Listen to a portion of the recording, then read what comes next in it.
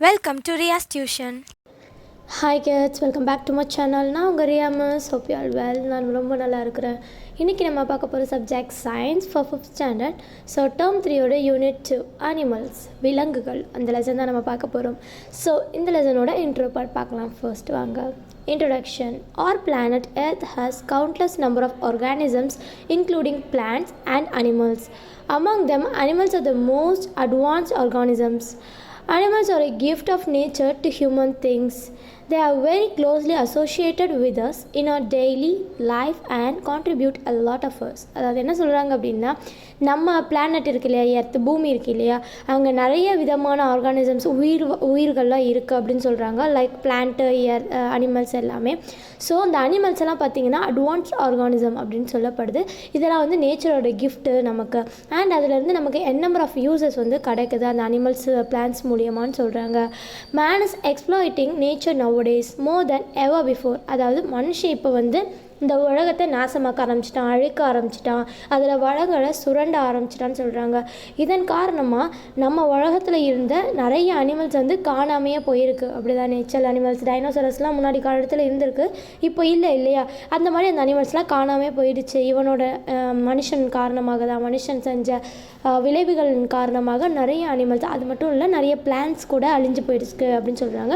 நம்ம இந்த அழியக்கூடிய நிலைமையில் உள்ள விலங்குகள் அண்ட் தாவரங்களை நம்ம தான் பாதுகாக்கணும், அதை பராமரிக்கணும் அப்படின்னு சொல்கிறாங்க. அடுத்ததான் நம்ம பார்க்குறது ரீப்ரொடக்ஷன் இன் அனிமல்ஸ். அதாவது விலங்குகளில் எப்படி இனப்பெருக்கம் நடக்குது அப்படிங்கிறத நம்ம பார்க்க போகிறோம். Reproduction is the biological process by which an organism gives rise to a new organism. This process is seen in all living organisms, both plants and animals. Reproduction is essential for the continuation of similar kinds of species generation after generation. என்ன சொல்கிறாங்க அப்படின்னா, reproduction அனிமல்களில் உள்ள இனப்பெருக்கம், விலங்குகளின் இனப்பெருக்கம் எந்த மாதிரியான நடக்குது, இது ஒரு உயிரியல் முறை சார்ந்தது.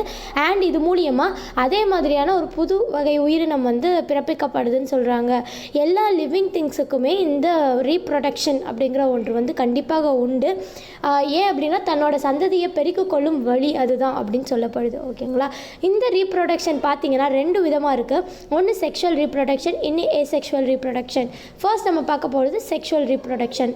Sexual reproduction is a natural way of reproduction in humans, animals and also in most of the plants. This type reproduction is more complex and lengthy as compared to asexual reproduction.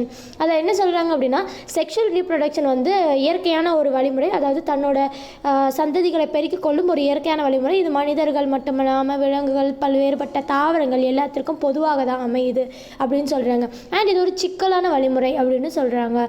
இந்த sexual ரீப்ரொடக்ஷனில் வந்து ஒரு 3 stages இருக்குது. First stage prefertilisation, second one fertilisation, மூணாவது post fertilisation. First நம்ம பார்க்க போகிறது prefertilisation, அதாவது கருத்தரிக்கிறதுக்கு முன்னாடி. ஓகேங்களா. This is the first stage of sexual reproduction. In this stage gamete formation and transfer of gametes take places.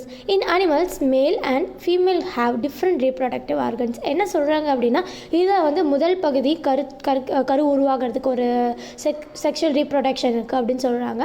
And male and female அவங்க ரெண்டு பேரோட ஆர்கன்ஸ் வந்து வித்தியாசமாக இருக்கும். ரீப்ரொடக்டிவ் செல், இனப்பெருக்கத்திற்கான உறுப்பு வந்து வெவ்வேறு மாதிரியாக இருக்கும் அப்படின்னு சொல்கிறாங்க. அதுக்கப்புறம் பார்த்திங்கன்னா இந்த மேல் கேமெட்ஸும் ஃபீமேல் கேமெட்ஸும் இணையும் இல்லையா. மேல் கேமெட்ஸ் ரீச் ஆகிறது, ஃபீமேல் கேமெட்ஸை ரீச் ஆகிறது தான் இந்த ஸ்டேஜ்னு சொல்லப்படுது. மேல் கேமெட்ஸ்க்கு உள்ளது வந்து ஸ்பெர்ம்னு சொல்லுவாங்க. அந்த ஸ்பெர்ம் வந்து ஃபீமேல் கேமெட்ஸான ஓவா, அதை ரீச் ஆகிற முறை தான் இந்த ப்ரீ ஃபர்டிலைசேஷன். சரிங்களா. அடுத்து நம்ம பார்க்க போகிறது fertilisation. when the male gamete reaches the female gametes, they begin to fuse together. The fusion is The fusion of gametes is known as fertilization. என்ன சொல்கிறாங்க அப்படின்னா, இந்த மேலோட கேமெட்ஸ் இருக்கு இல்லையா, அது ஃபீமேல் கேமெட்ஸோட ரீச் ஆகும்போது சேரும்போது அது உருக ஆரம்பிக்கும்னு சொல்கிறாங்க. இந்த உருகிற நிலையை தான் ஃபர்டிலைசேஷன் அப்படின்னு சொல்லப்படுது. சரிங்களா. இந்த ஃபர்டிலைஸ் ஆகி அது ஒரு எக்காக ஃபார்ம் ஆகும். சரிங்களா. அந்த எக்குக்கு பேர் என்னென்னா சைகோட் அப்படின்னு சொல்லுவாங்க. அதாவது இரு பாலனு இணைவு பொருள், அதான் வந்து சைகோட்னு சொல்லுவாங்க. சரிங்களா. அடுத்தா பார்த்தீங்கன்னா இந்த fertilisation in animals take place in 2 ways. There there are external fertilization and internal fertilization. Fertilization வந்து ரெண்டு விதமாக இருக்குது. ஒன்று எக்ஸ்டர்னல், இன்னொன்று இன்டர்னல். எக்ஸ்டர்னல் அப்படின்னா என்னென்னா, external fertilization takes place outside the animal's body. It usually takes place in aquatic environment where both eggs and sperm are released into the water. அதாவது external fertilisation அப்படின்னா என்ன அப்படின்னா, அது வந்து out side the animals body, அதாவது விலங்குகளுக்கும் அந்த கருத்தரித்தலுக்கும் எந்தவித சம்மந்தமும் இருக்காது, வெளிப்புறமாக நடக்குது. மேக்ஸிமம் என்னென்ன அனிமல்ஸ்க்கு இது நடக்கும் அப்படின்னா அக்வாட்டிக் அனிமல்ஸ், அதாவது ஃப்ராகு, ஃபிஷ், அந்த மாதிரி அனிமல்ஸ்க்கு தான் இது நடக்கும் அப்படின்னு சொல்கிறாங்க. அது என்ன பண்ணுது அப்படின்னா, அந்த ஓவா இருக்குல்ல, எக்கு, அந்த முட்டையோட சத்து ஸ்பெர்மையும் ரிலீஸ் பண்ணிவிடும். அப்புறம் அதெல்லாம் வந்துட்டு இணைஞ்சு அது வழியாக வந்து கருத்தரித்து அப்புறம் வந்து அந்த உயிரினங்கள் அதுலேருந்து உருவாகும் அப்படின்னு சொல்லப்படுது. சரிங்களா? அதுக்கப்புறம் இன்னொரு முறை என்னன்னு பார்த்தோம்னா இன்டர்னல் ஃபர்டிலைசேஷன். அப்படி தானே? When the fertilization takes place inside the animals body, அதாவது அந்த அனிமலோட உடலுக்குள்ளேயே நடந்தது, அந்த கருத்தரித்தல் முறை வந்து நடந்துச்சு அப்படின்னா அதுதான் வந்து இன்டர்னல் ஃபர்டிலைசேஷன் அப்படின்னு சொல்கிறாங்க. ஸோ இதெல்லாம் எக்ஸாம்பிள் பார்த்திங்கன்னா, நம்ம மாடெல்லாம் பார்க்குறோம் இல்லையா, குட்டி போடுற விலங்கு, இது எல்லாமே இந்த இன்டர்னல் ஃபர்டிலைசேஷன் முறையில் தான் கரு உருவாக்கப்படுது அப்படின்னு சொல்கிறாங்க. அடுத்ததான் நம்ம பார்க்குறது எம்பைரோ formation. The zygote further divides repeatedly into group of cells. These cells develop into different tissues and organs constituting a full body. This structure is known as embryo. அதாவது என்ன சொல்கிறாங்க அப்படின்னா, இந்த ஃபர்டிலைஸ் ஆன எக் இருக்கு இல்லையா, கருவால் உருவாக்கப்பட்ட அந்த எக்கு, இது வந்து திருப்பி திருப்பி திருப்பி திருப்பி டிவைட் ஆகிக்கிட்டே இருக்குமா. அப்படி டிவைட் ஆகி அதோட செல்ஸ் வந்து பிரிஞ்சுக்கிட்டே இருக்கும். இந்த ஸ்ட்ரக்சர் தான் எம்பைரோன்னு சொல்லுவாங்க. அந்த படத்தில் பார்த்தீங்கன்னா உங்களுக்கு தெரியும், அது பிரிகிற முறை ஒன்று ஒன்றா கொடுத்துருக்காங்க இல்லையா. இந்த எம்பைரோ வந்து பிரிஞ்சுக்கிட்டே இருக்கும். அண்ட் பிரிஞ்சுட்டு என்ன ஆகும்னா, அந்த கருத்தரிச்ச குட்டி இருக்குது இல்லையா, அந்த கருக்கு வந்து பார்ட்ஸ் ஆஃப் ஆர்கன்ஸ் எல்லாமே வர தொடங்கும். லைக் ஹெட்டு, ஃபேஸ், ஹேண்ட்ஸ், லெக்குன்னு ஒரு உறுப்பாக வந்து வளர தொடங்கும் அப்படின்னு சொல்கிறாங்க. அண்ட் இது வந்து ரெண்டு விதமாக பிரியுது. ஒன்று வந்து ஓவிபோரஸ், இன்னொன்று வந்து விவிபோரஸ். ஓவிபோரஸ் அப்படின்னா என்னென்னா பார்க்கலாம் வாங்க. ஓவிபோரஸ் animals in which embryo develops outside the body are called oviparous animals. They produce their offspring by laying egg. In this case of births, new ones are produced from the egg. என்ன சொல்கிறாங்க, ஓவிபோரஸ் அப்படின்னா என்னென்னா கரு முட்டை போடுறது. அதாவது இந்த வாத்து, கோழி, இந்த பேர்ட்ஸ்லாம் பார்த்திங்கன்னா முட்டை போடும், பார்த்துருக்கீங்களா? அந்த முட்டையிலேருந்து அதோட குஞ்சுகள் வந்து வெளியாகும் இல்லையா. இந்த முறையை தான் வந்து ஓவிபோரஸ் அப்படின்னு சொல்கிறாங்க. ஓகேங்களா? இதுக்கு வந்து நியூட்ரிஷன்ஸ் எதுலேருந்து கிடைக்கும் அப்படின்னா அதோட கரு முட்டையிலேருந்து தான் கிடைக்கும் அப்படின்னு சொல்கிறாங்க. அது யங் ஒன்னுக்கான நியூட்ரிஷன்ஸ். ஓகேங்களா? அண்ட் இப்போ எக்ஸாம்பிளாக நம்ம பார்த்தோம் அப்படின்னா பட்டர்ஃப்ளை எப்படி வந்து முட்டையிலேருந்து அது பட்டர்ஃப்ளையாக வெளியேறதுக்கு கொஞ்சம் மந்த்லேருந்து இயர் வரைக்கும் ஆகும் இல்லையா.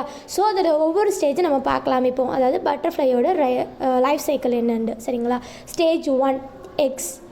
In the first stage, a butterfly lays eggs on a leaf. These eggs are very small and round. About 5 days after the eggs are laid, a tiny worm-like creature will hatch from the egg. என்ன சொல்கிறாங்க அப்படின்னா, butterfly வந்து லீஃபில் வந்து உட்காந்துட்டு குட்டி குட்டியாக முட்டைங்களை வந்து இடும் அப்படின்னு சொல்கிறாங்க.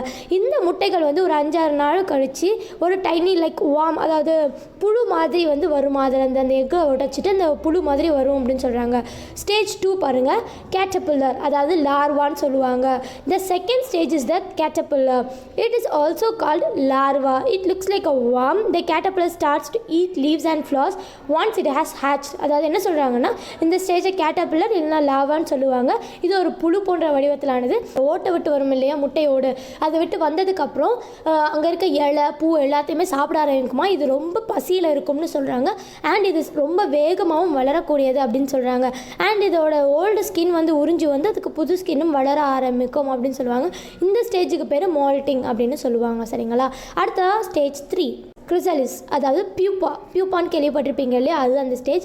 த தேர்ட் ஸ்டேஜ் இஸ் பியூப்பா. ஓகேங்களா? It is mostly brown or green.